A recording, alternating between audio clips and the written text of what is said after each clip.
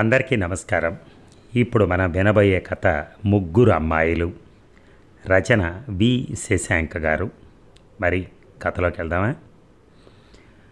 హఠాత్తుగా ఆ గది తలుపులు తెరుచుకున్నాయి. విసురుగా లోపలికి నెట్టారు ఎవరినో. టక్కన తలుపులు మరలా మూసుకున్నాయి. 3 అన్నదొక గొంతు, నెంబర్ 3 అన్నది ఇంకో కంఠం. లోపల పడ్డ శాల్తీ కాళ్ళు చేతులు కూడగట్టుకుని లేవబోతూ ఆ స్వరాలు వినవచ్చిన వైపుకి అనుమానంగా కాస్త భయంగా తలెత్తి చూసింది. దాదాపు తన వయసులోనే ఉన్న 2 ఆడపిల్లలు. ఒక అమ్మాయికి గోడ కానుకుని మోకాళ్ళ చుట్టూ చేతులు చుట్టి కూర్చునుంది. చేతులు కట్టుకుని కుతూహలంగా చూస్తూ నుంచొనుంది మరో అమ్మాయి. ఒక్క క్షణం వారి వంక సందేహంగానూ అయోమయంగానూ చూసింది ఆ కొత్త పిల్ల. వాళ్ళ వాలకాలు గమనించాక వాళ్ళు తనలాంటి మంద తప్పిన లేగడదోడల లాంటి వాళ్లే అన్న విషయం గ్రహింపైంది. మరుక్షణమే తట్టుకోలేనంత దుఃఖోద్వేగం ముంచెత్తగా ముడుకుల మధ్యన ముఖం దాచుకుని భుజాలు కదిలేలా విలపించసాగింది ఆ అమ్మాయి. గోడకు ఆనుకుని కూర్చున్న అమ్మాయిలో కదలికొచ్చింది. లేచి మెల్లగా పక్కకొచ్చి కూర్చుంది. ఏడవ మాకు అంది భుజం మీద చెయ్యేసి అనునయంగా. ఒకసారి తలెత్తి తడి కళ్ళతో దీనంగా చూసి మళ్ళీ మొహం దించుకుంది కొత్త అమ్మాయి. నుంచుని ఉన్న అమ్మాయి కూడా దగ్గరకు వచ్చి మరో పక్కన కూర్చుంది మౌనంగా. ఊరుకో, ఎంత ఏడ్చినా ఎవరు పట్టించుకుంటారు మన్ని దిగులుగా అంది మొదటి అమ్మాయి. చుక్కల లోకానికి ఎగురుతున్నామనుకుంటూ నేల కానకుండా పరుగులు తీసి ఈ మురికి గుంటలో పడిపోయాం.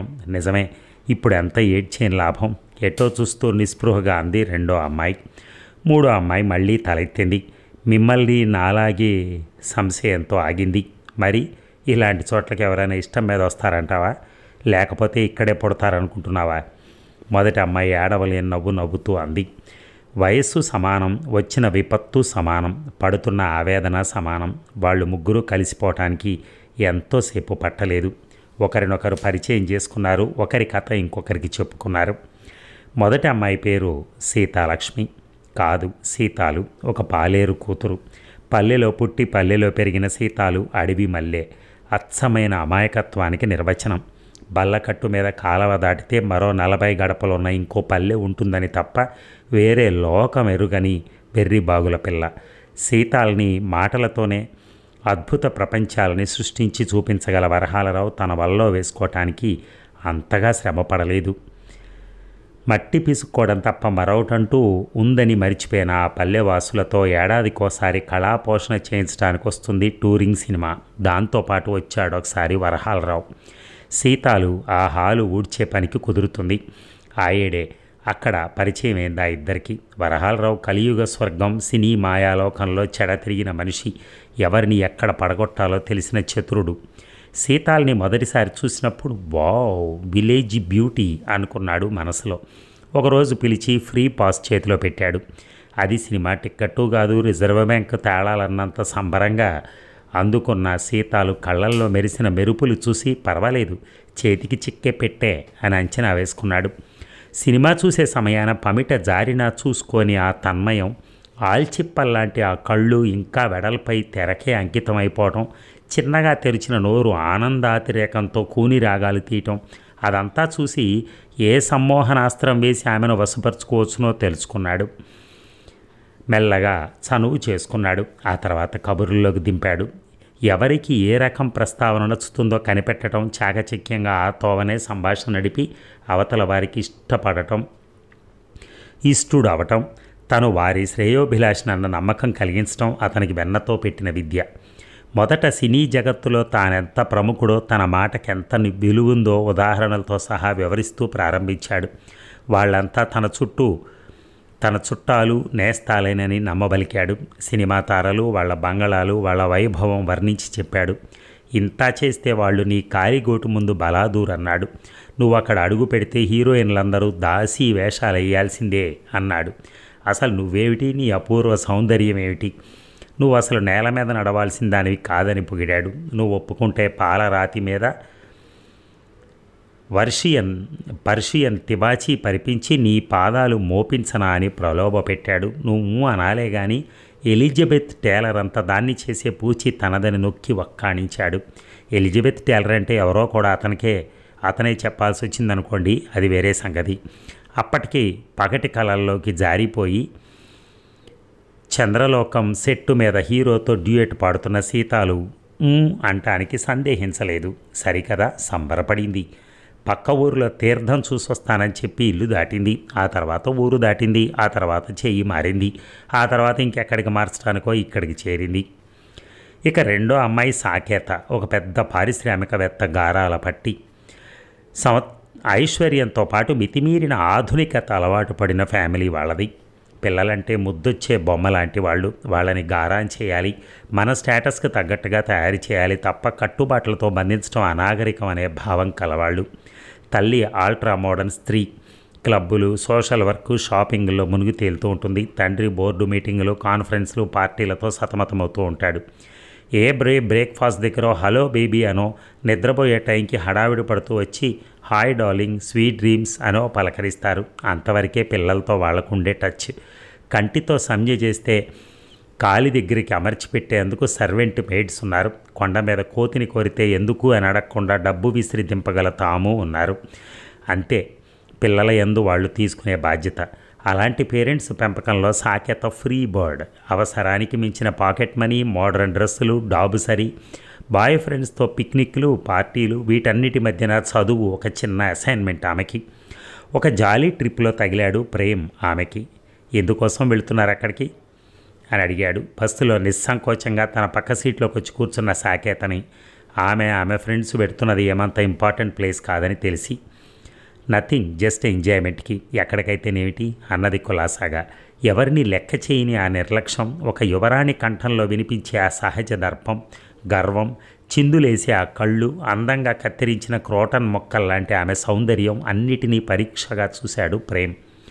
తినటం, తిరగటం, డిస్కో మ్యూజిక్ పెట్టుకుని గెంతులేయటం, ఇంటికి రావటం, ఇంతేగా, ఇది ఒక ఎంజాయ్మెంటేనా అన్నాడు చులకన ధ్వనిస్తూ.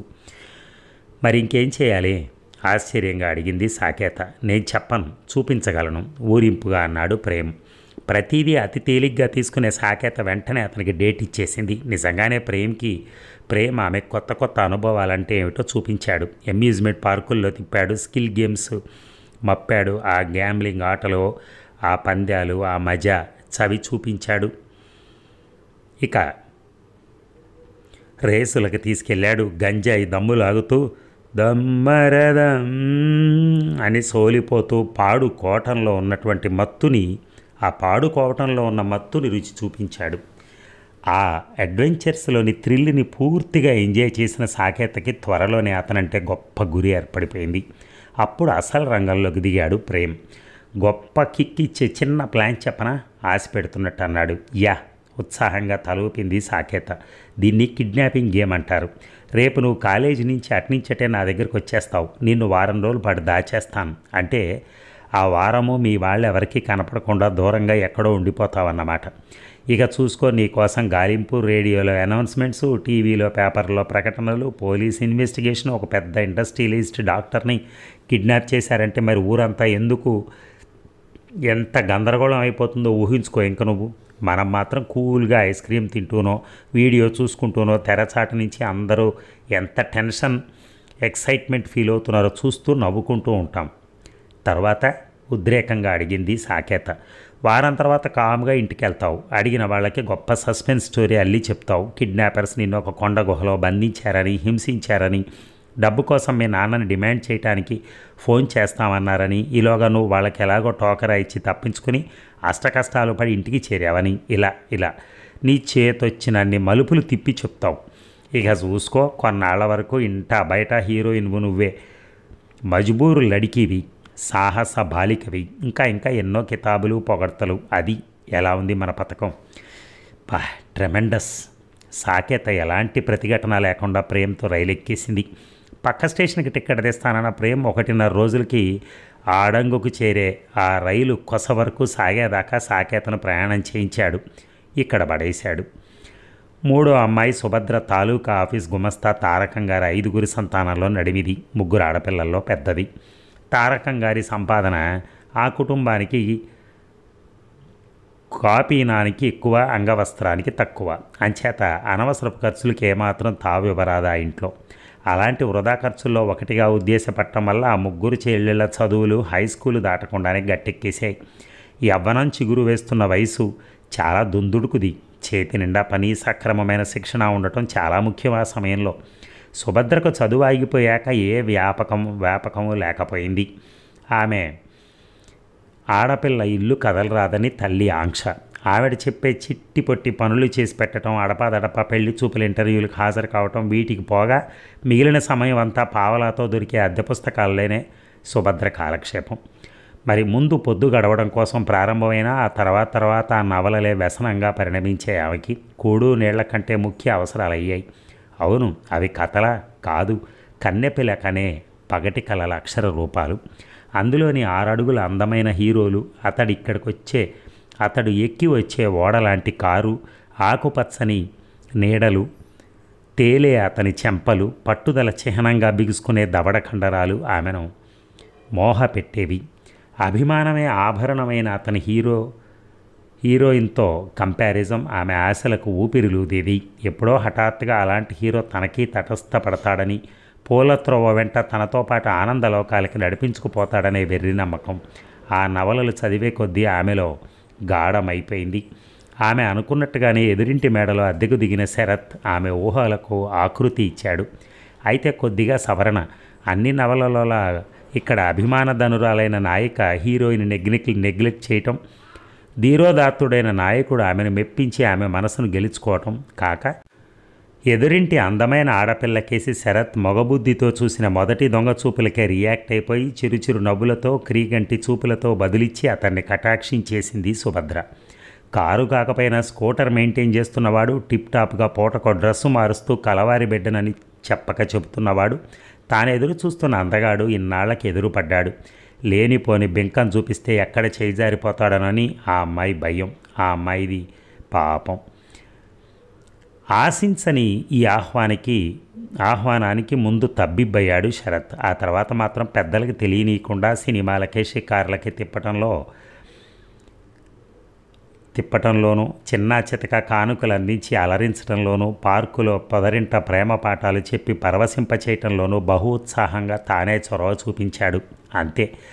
ఆ పైన పైసరంత చనువు తీసుకోవటానికి సుభద్ర ఒప్పుకున్నది కాదు.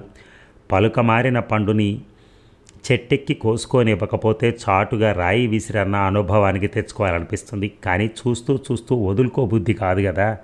తాకబోయినప్పుడల్లా మధ్యతరగతి ఆడపిల్ల మనస్తత్వంతో పెళ్ళి అని కలవరిస్తూ దూరం జరిగి మాయమాటలు చెప్పక తప్పని పరిస్థితులు శరత్కి తెచ్చిపెట్టింది సుభద్రే. అంచేత శరత్ ఆమెకి మన కులగోత్రాలు ఒకటి కాకపోవటం వల్ల మా పెద్దలు మన పెళ్ళికి అంగీకరించరని ఒక విధంగా నిజం చెప్పినా, మనం పారిపోయి పెళ్లి చేసుకుంటే చచ్చినట్టు వాళ్లే సర్దుకుంటారని అబద్ధం చెప్పినా, అలా పారిపోయాక ఒక గదిలో దండలు మార్చి ఇదే పెళ్ళని మభ్యపెట్టినా, పబ్బం తీరి మోజు తగ్గాక నీ దారి ఇది అని ఒక బ్రోకర్ చేతికి అప్పగించి రైలెక్కేసినా అది సుభద్ర తప్పే అవుతుంది కానీ శరద్ది కాదు. చేసుకున్న వారికి చేసుకున్నంత మహదేవ అలా ఈ కోపానికి దారి చేసుకుంది సుభద్ర. ఇక తెలియనితనంతో మోసపోయాం. ఓ భగవంతుడా, కనికరించి మాకిక్కడి నుంచి విముక్తి కలిగిస్తావా? ఇక మళ్ళీ అలా బుద్ధిమాలి ప్రవర్తించం. చెయ్యెత్తి నమస్కరించింది సీతాలు. అంత అదృష్టమా? సుభద్ర నిస్పృహ పడింది. అద్భుతం జరగాలి అని సాకేత అభిప్రాయపడింది. నిజంగా అద్భుతమే జరిగింది. ఏ పోలీస్ అధికారికి హఠాత్తుగా తన కర్తవ్య నిర్వహణ గుర్తొచ్చిందో కానీ ఆ రోజే మెరుపు దాడిలాగా వ్యభిచార గృహం మీద రైడింగ్ జరిగింది. గమ్మత్తుగా ముగ్గురు ఎవరికీ చేతికి చిక్కకుండా తప్పించుకున్నారు. ఇక తుఫాను వెలిసిన వాతావరణంలో నీరవ నిశ్శబ్దం ఆవరించి ఉన్న ఆ ఇంట్లో అప్పుడే శవాలని దించొచ్చిన వాళ్ళలాగా గూబులుగా విచారంగా ముగ్గురు మగవాళ్ళు. నా పెట్ట చేయి జారినట్టే నీరసంగా కూలబడుతున్నా అన్నాడు ఒకడు.